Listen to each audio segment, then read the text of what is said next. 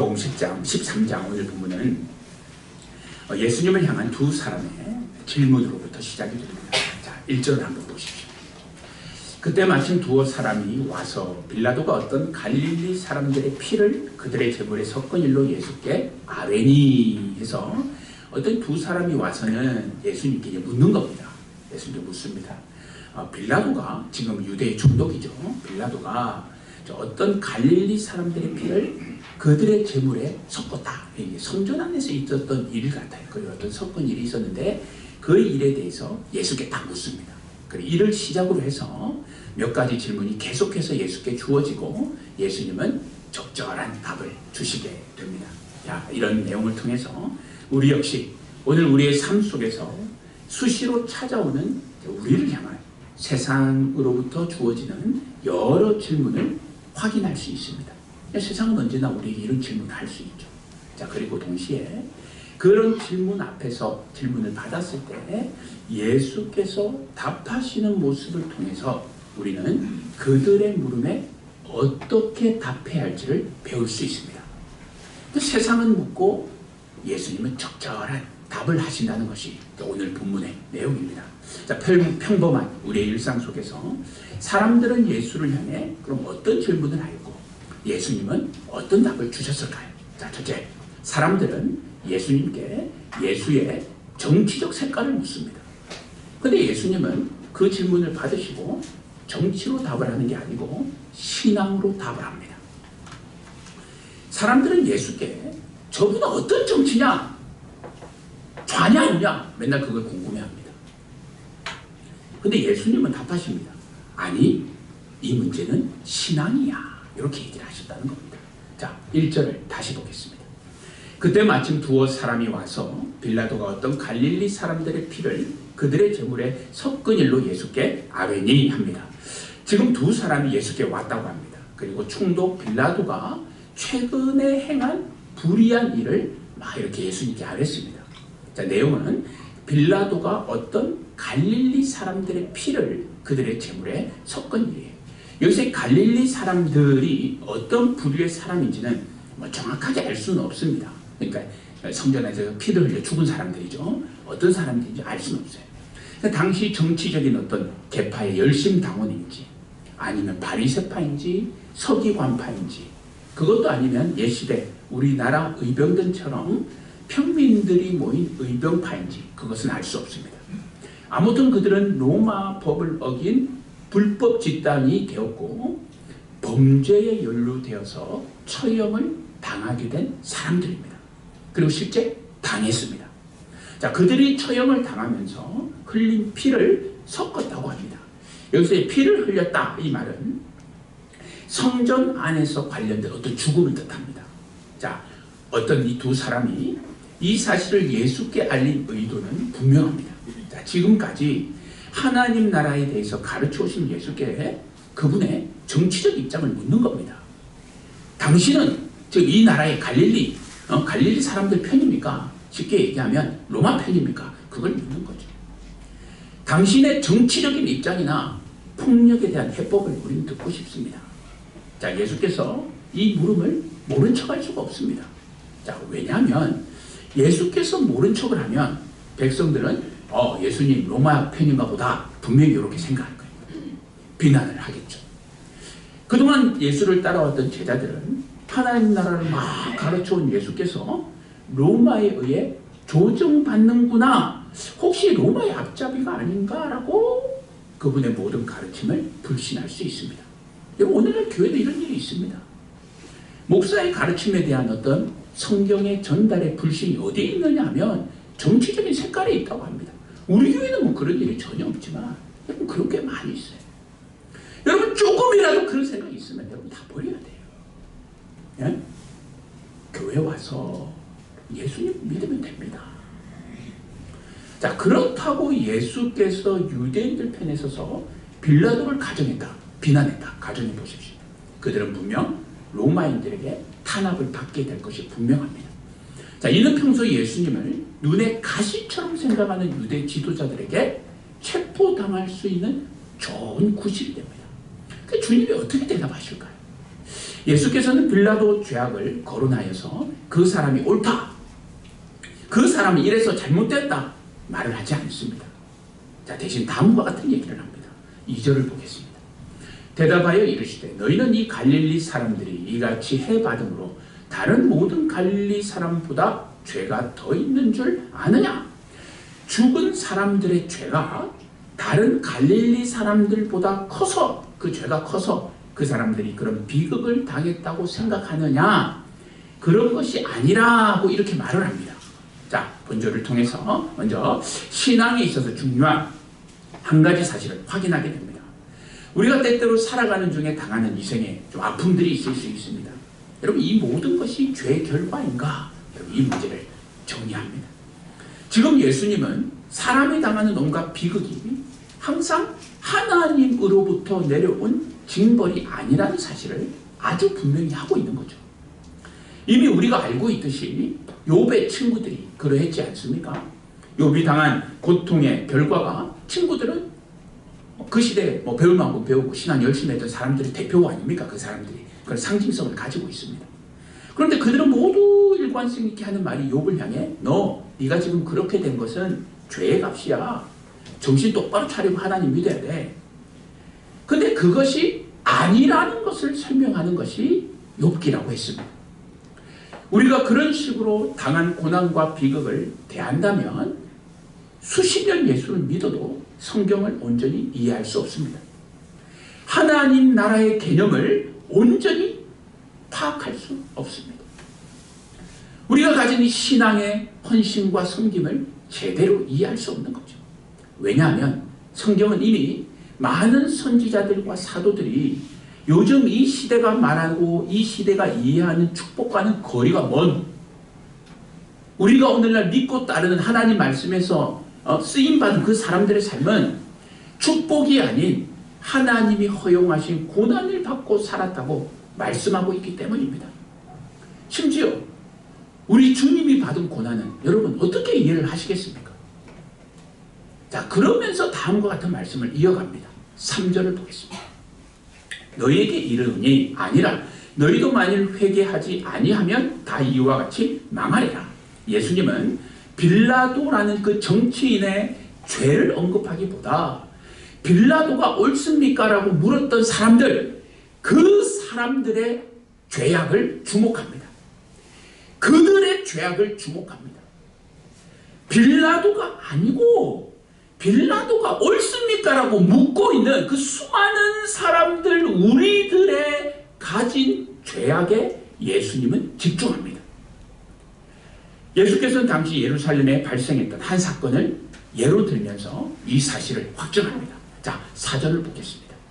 또 실로암에서 망대가 무너져 치어 죽은 18사람이 예루살렘에 거한 다른 모든 사람보다 죄가 더 있는 줄 아느냐?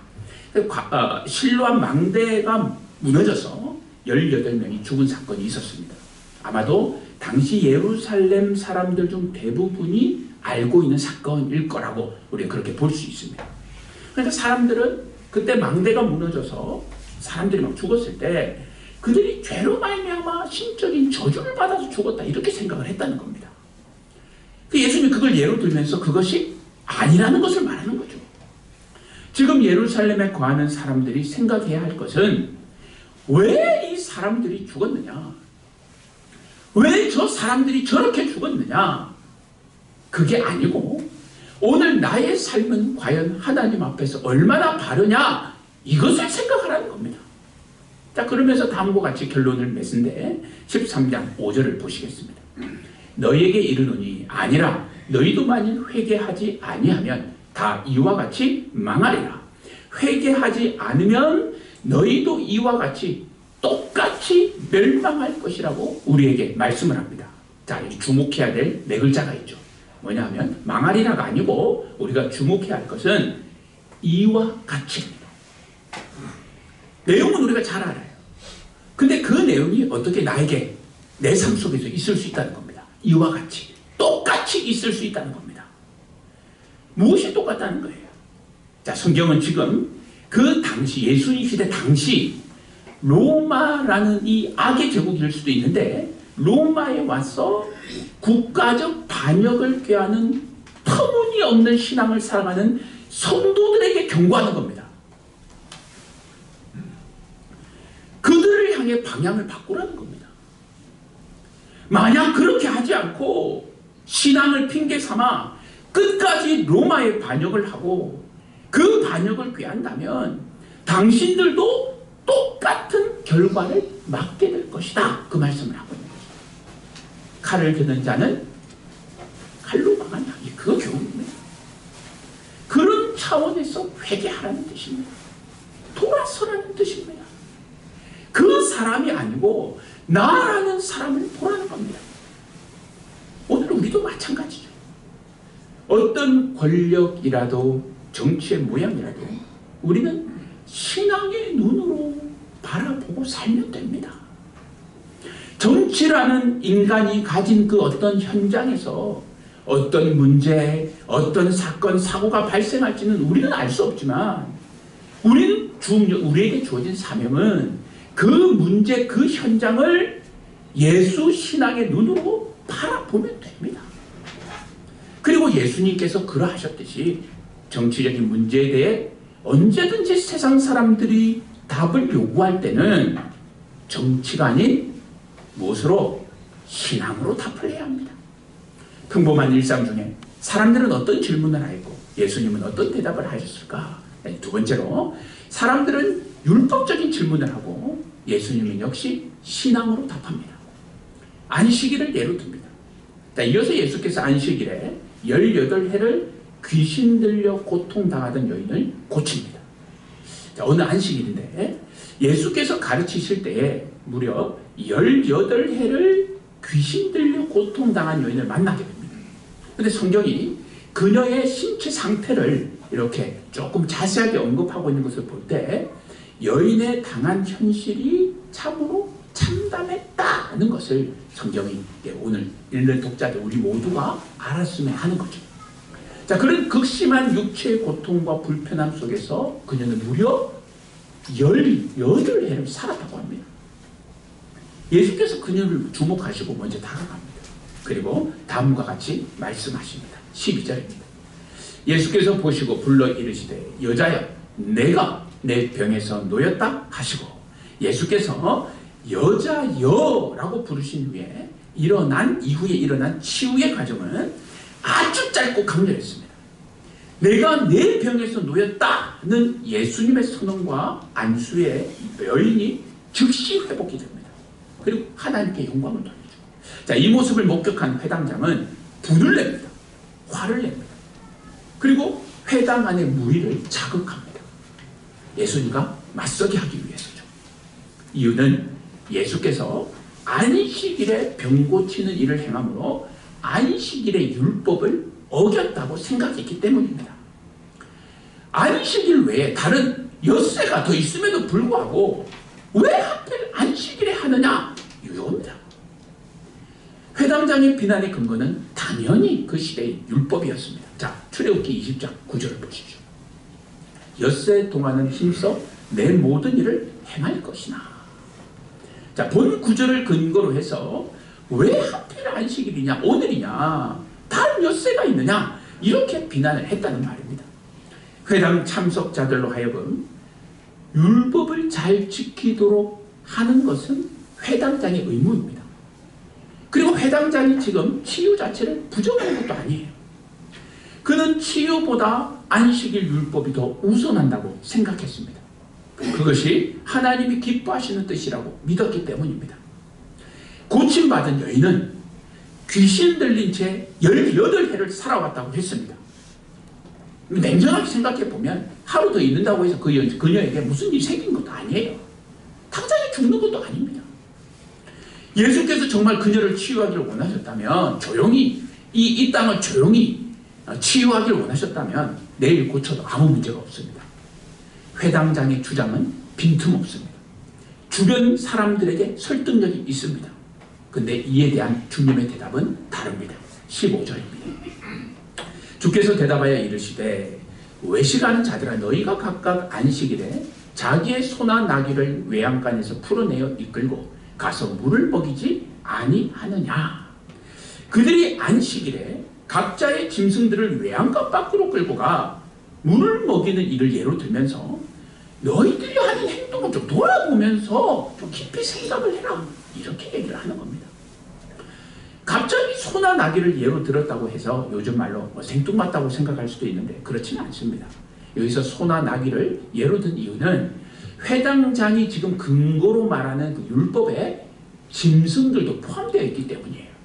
자, 회당장이 비난의 근거로 삼았던 율법서 10계명 중 4계명, 이 안식일 계명에는 다음과 같은 말씀도 포함되어 있습니다. 출애굽기 20장 10절을 보십시오.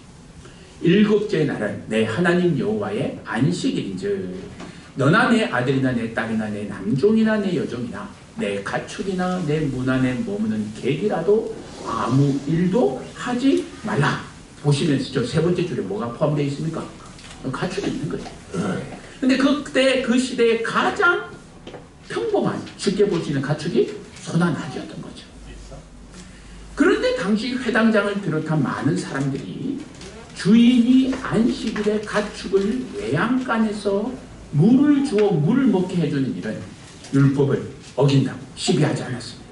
자, 그렇다면 그처럼 18해를 귀신에게 매여서 이 여인을 안식일에 풀어 자유를 맛보게 한 것이 그렇게 율법을 어긴 죄가 되냐, 합당한 일이 아니냐, 요걸 묻는 거예요. 자, 본문에서 주의 깊게 살필 것은 18해 동안 귀신에게 붙들려 있다가 해방된 여인이 아닙니다. 여인이 아닙니다. 무슨 말이냐?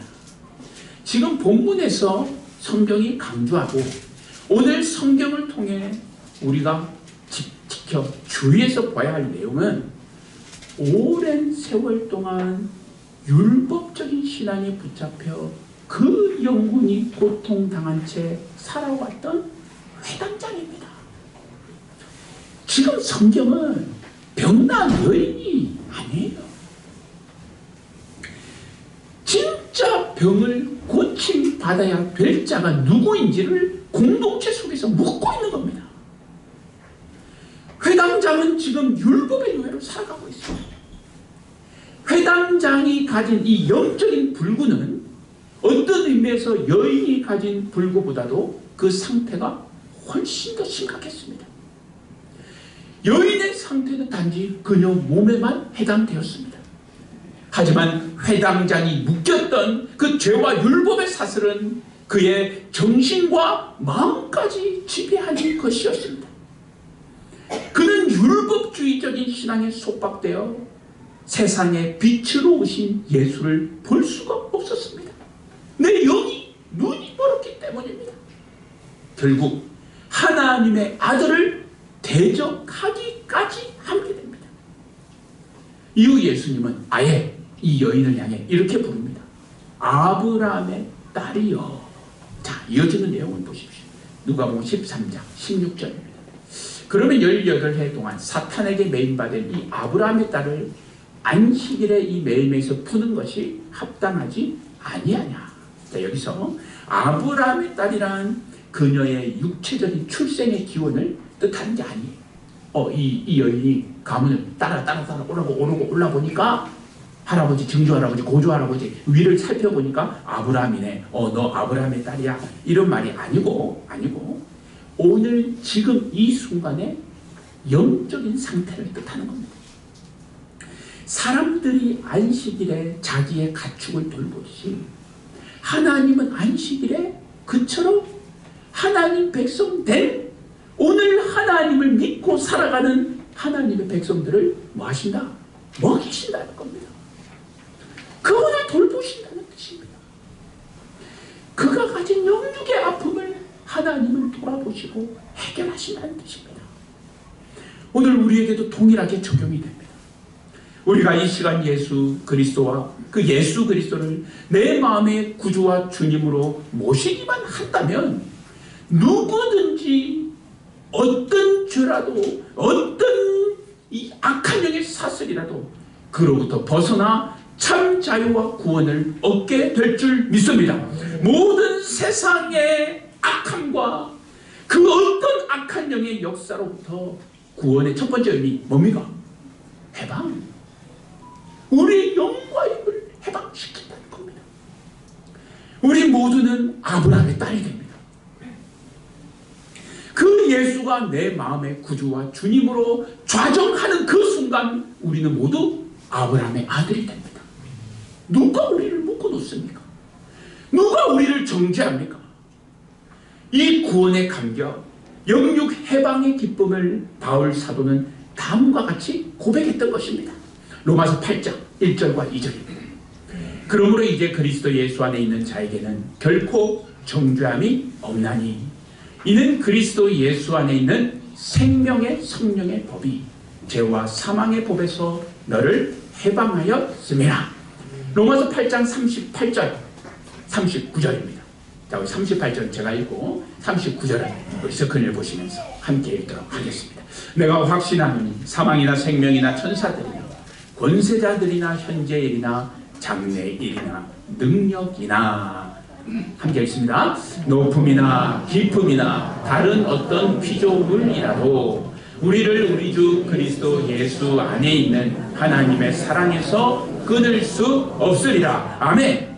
왜 못 끊습니까? 왜 세상의 그 어떤 피조물이라도 그 어떤 사망 권세도 우리를 끊을 수 없습니까? 왜? 우리는 아브라함의 딸이요 아들이기 때문입니다.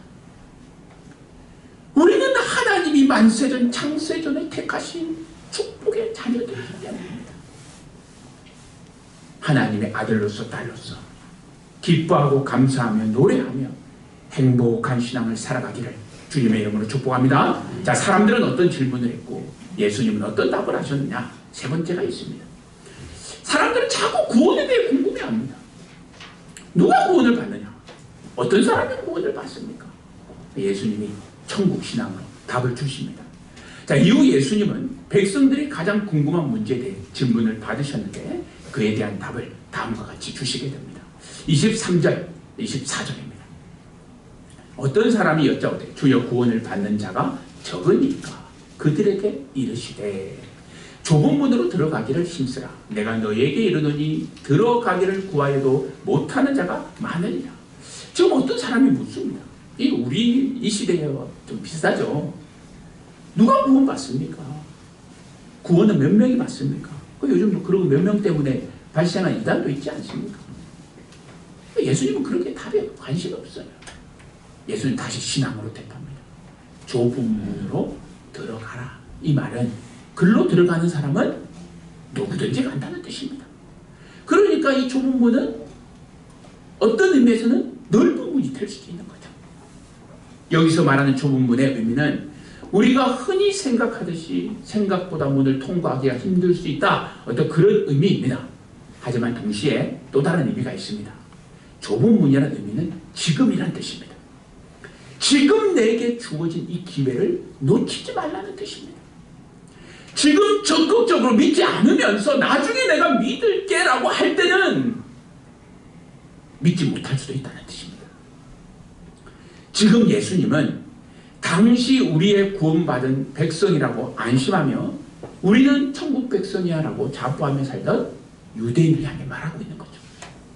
그렇다고 유대인을 향해 구원의 문이 닫혔다고 말하는 게 아닙니다.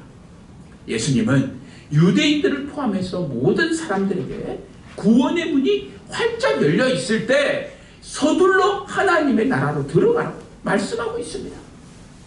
기회가 있을 때 그 문으로 들어가는 일에 신경을 쓰고 우리에게 기회가 주어졌을 때 하나님 나라의 백성의 삶을 살아가라는 뜻입니다.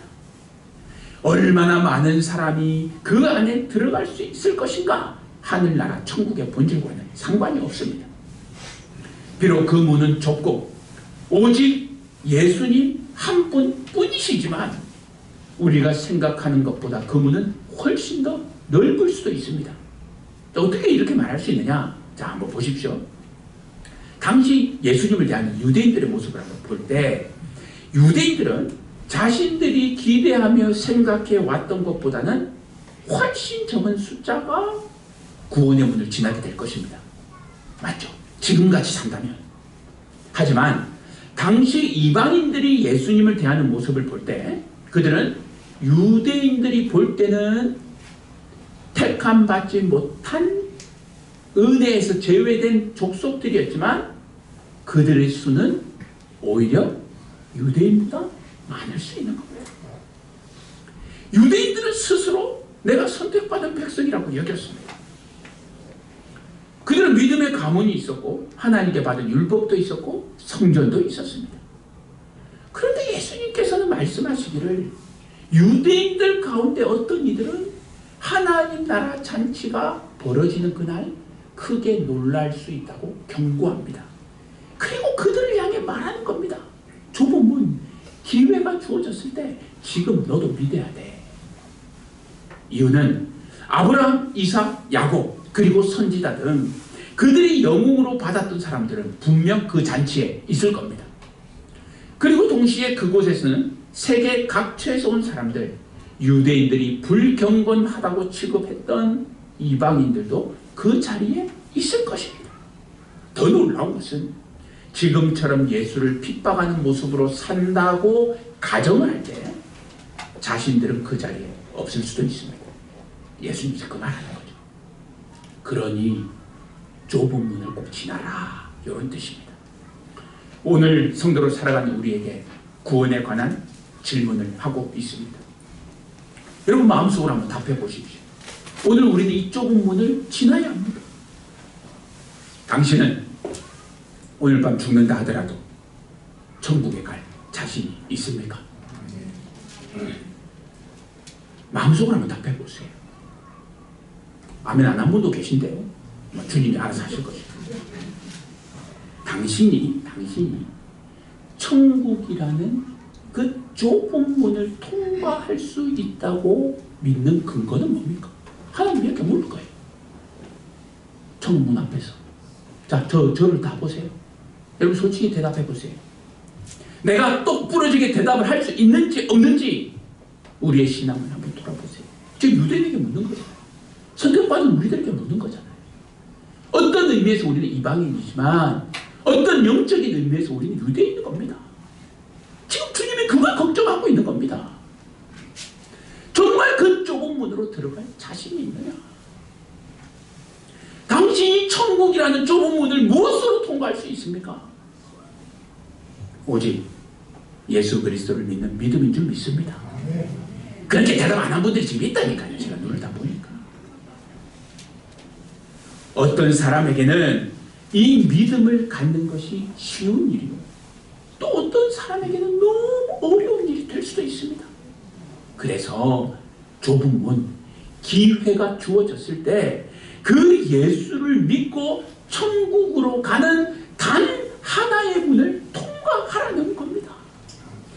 누가 천국 간다, 누가 천국 못 간다, 이런 세상 사람들이 하는 질문하지 말고 나는 그 좁은 문을 통과했느냐, 그 일에 신경을 쓰라고 하시는 겁니다. 자, 오늘 통과합시다. 이 좁은 문을 우리 다 함께 통과합시다. 세상이 비웃어도 좋습니다. 그 문 누가 통과 못해? 여러분 혹시 그런 생각 가지고 계신가요? 생각보다 만만하지 않을 거예요. 좁은 문을 너무 쉽게 통과하는 것 같아 이상하게 생각해도 좋습니다. 주님이 가르쳐 주신 대로 하나님이 만들어 놓으신 좁은 문, 단 하나의 그 문을 통과하십시다. 단 하나의 방법으로 통과하십시다. 우리 한번 따라해 보겠습니다. 예수님, 예수님, 내 마음에 오셔서 나의 구주와 주님이 되어주세요. 예수님의 이름으로 기도합니다. 통과한 줄 믿습니다.